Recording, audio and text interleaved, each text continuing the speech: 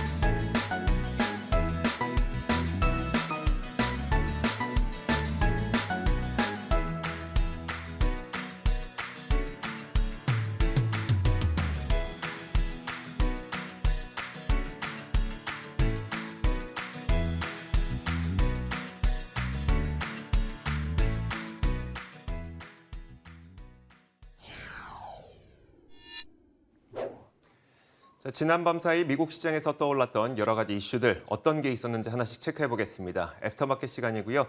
김태수 미국 세무사 화상 연결돼 있습니다. 안녕하세요. 네, 안녕하세요.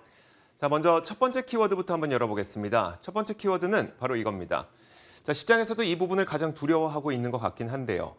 네 번째 75bp입니다. 아무래도 금리 인상과 관련된 이야기일 텐데 어떤 내용일까요?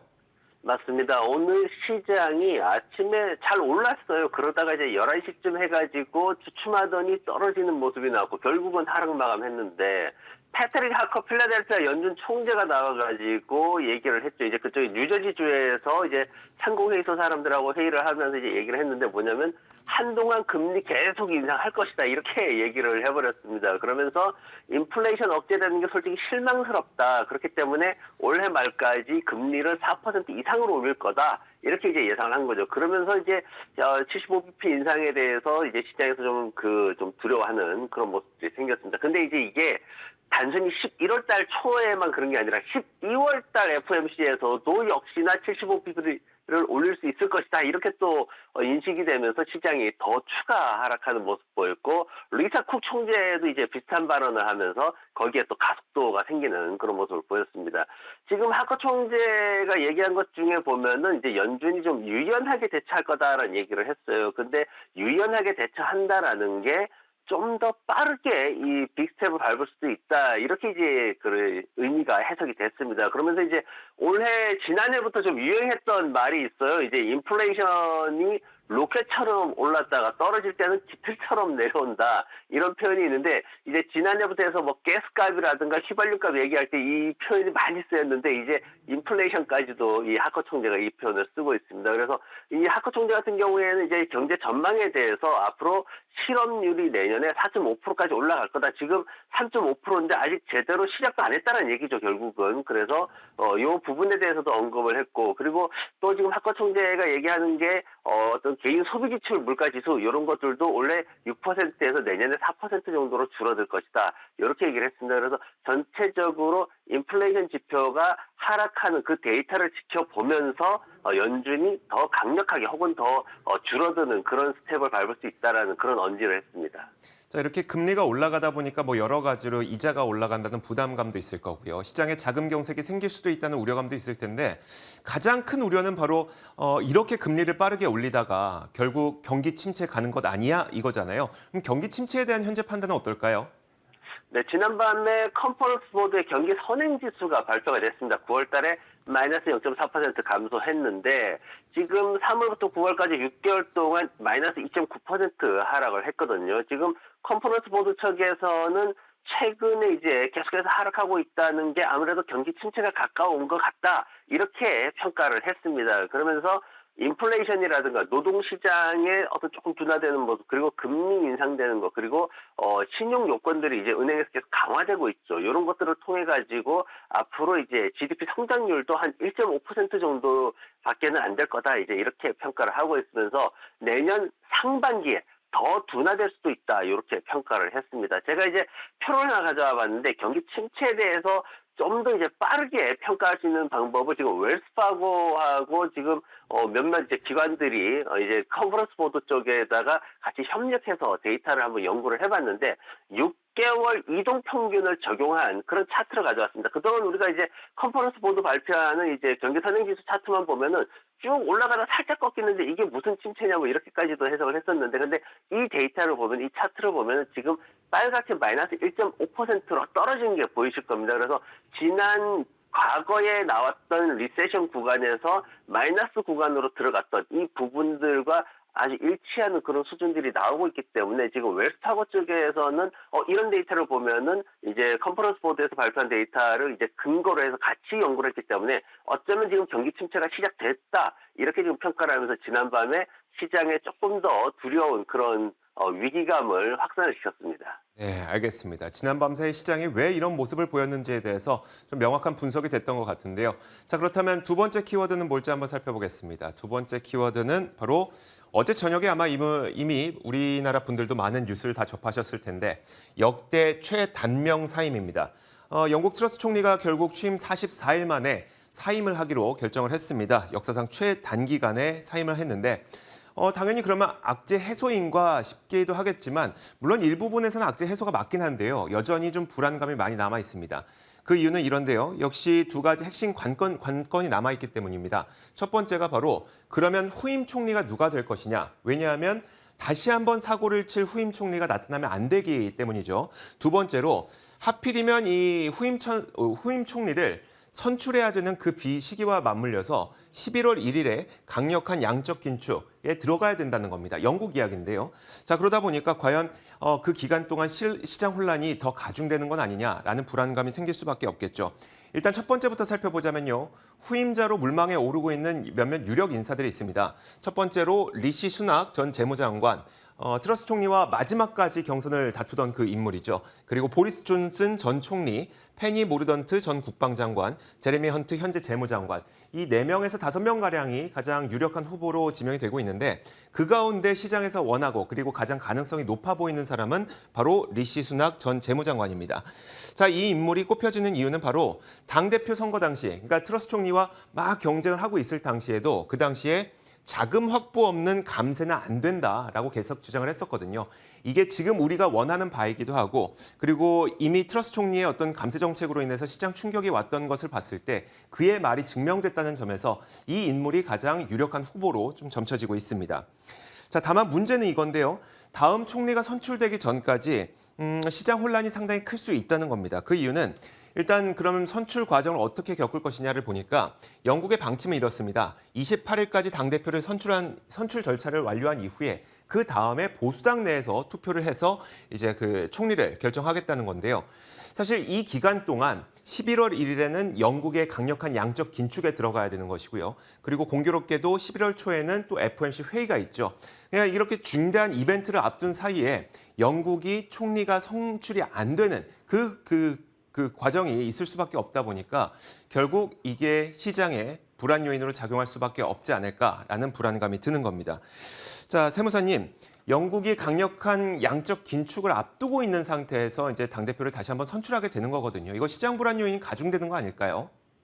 네, 시장에서 그동안 이제 리즈 트러스 총리로 인해 가지고 사실 100bp 금리 인상을 할 거다 이런 이제 부분들에 대해서 굉장히 좀 두려움이 있었죠. 그러면서 이제 그 관련 영국 자산을 이제 파는 매도해버리는 이런 상황들 그러면서 시장이 혼란에 왔는데 지금 보면 요게 이제 조금 줄어들었어요. 이제 75bp로 100bp에서 75bp로 좀 줄어들었습니다. 지금 한 92% 정도로 줄어들었는데 요게 그러면 과연 미국 주식 시장에는 이제 우리가 투자를 하는 입장에서 얼마나 이제 그게 좀 영향을 미칠까를 봤습니다. 그래서 이제 가장 빠르게 오는 이제 외환 시장에서 봤는데 정말 말 그대로 하루 천하로 끝났어요. 뭐냐면 어제 시장에서 하루 전 시장에서 빠르게 하락하는 모습 보였는데 오늘 아침에 장 열자마자 바로 쭉 끌어올리는 이런 모습 보였습니다. 강달러 현상은 지난 6개월간 12% 상승하면서 그 추세를 계속해서 이어가고 있기 때문에 이 상황이 영국의 어떤 정치적인 그런 상황들이 미국 주식시장에는 강달러 현상이 유지되면서 그다지 영향을 미치지 못하는 이런 모습들을 보이고 있습니다. 그러면서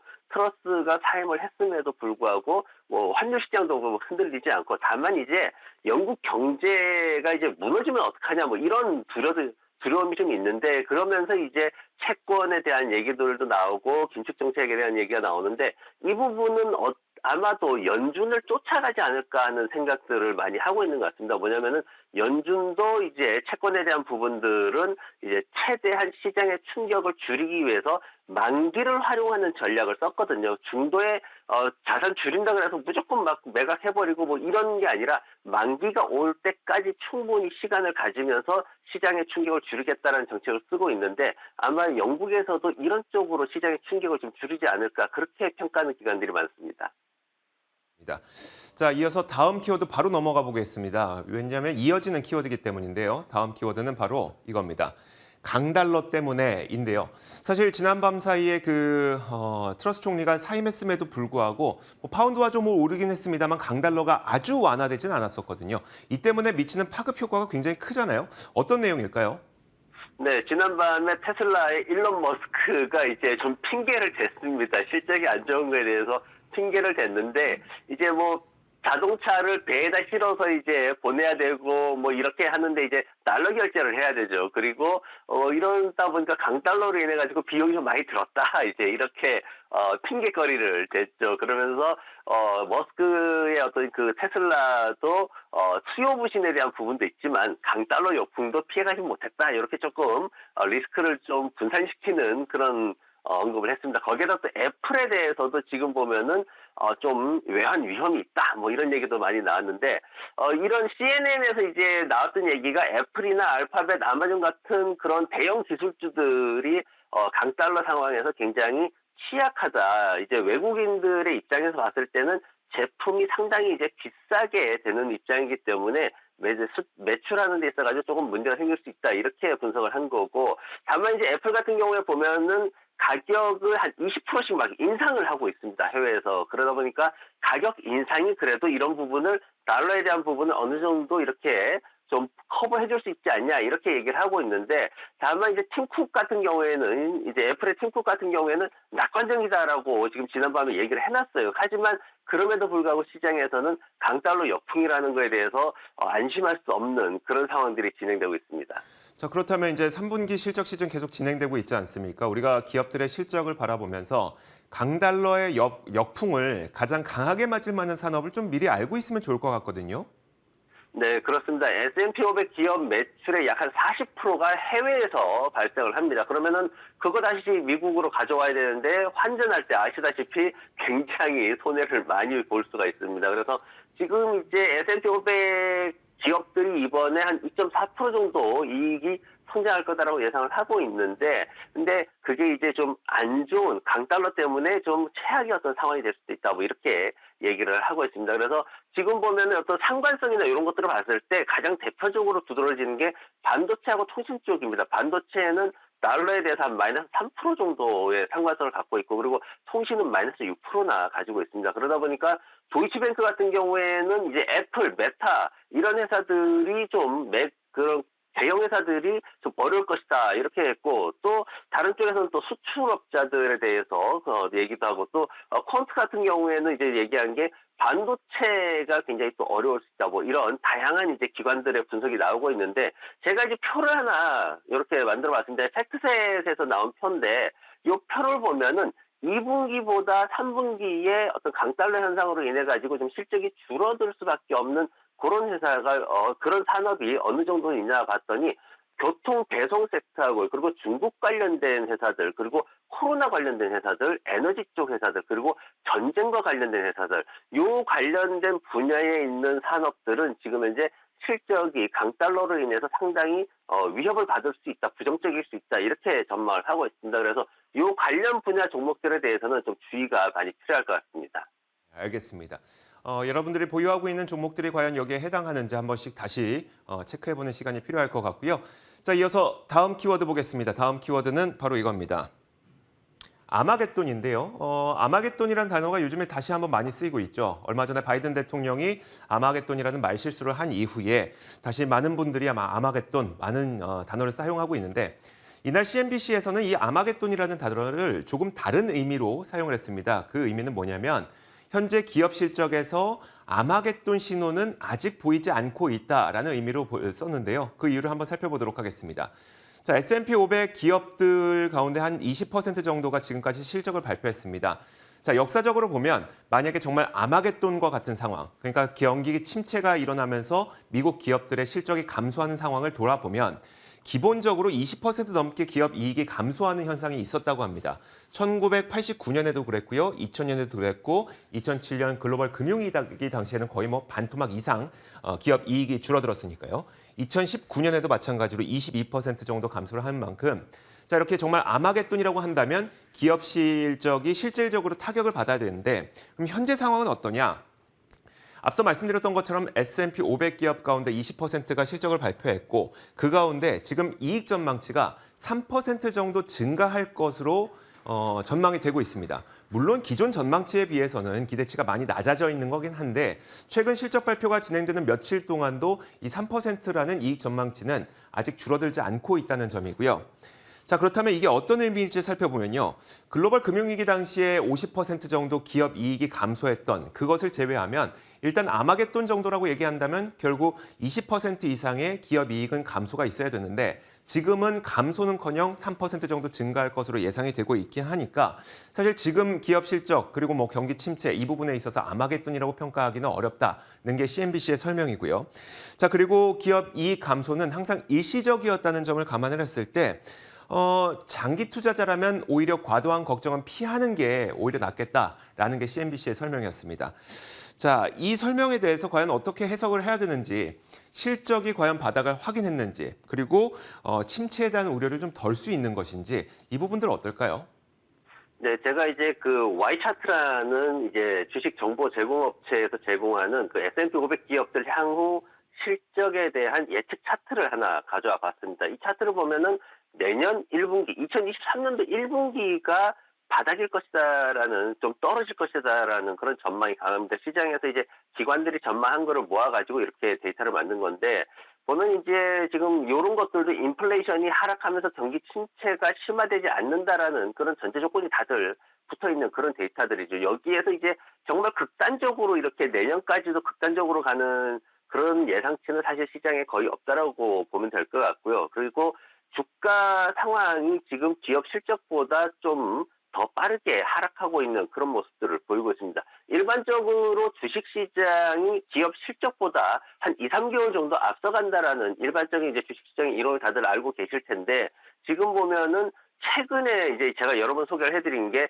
4분기, 즉 10월달, 이제 10월달이 주식시장이 바닥일 것이다. 이제 이렇게 전망이 많이 나오고 있죠, 회사들이. 그래서 지금 보면 이제 내년 1분기에 순이익 측면에서 좀 하락하는 이런 측면들, 그러면서 다시 올라가는 측면들이 있으면은 이제 올 4분기 지금 상황에서 바닥을 치고 시장이 좀 더 올라갈 수 있을 것이다. 이렇게 이제 서로 이렇게 합의 맞아 가는 거죠. 그래서 지금 시장 상황에서 앞으로 어떤 강력한 침체에 대한 이런 국면들, 순이익이 어느 정도 그래도 버텨준다면은 아직 그렇게까지 기업 어떤 시장이 침체로 가진 않을 것이다라고 얘기하는데 지금까지 이제 내려온 것도 사실 많이 내려오긴 했습니다. 하지만 지금 시장에서 얘기하고 있는 추가적인 마이너스 20% 추가 하락 이것까지는 아직 기업 실적과 연관해서는 발생할 가능성이 좀 낮은 것으로 그렇게 분석이 되고 있습니다. 네, 알겠습니다.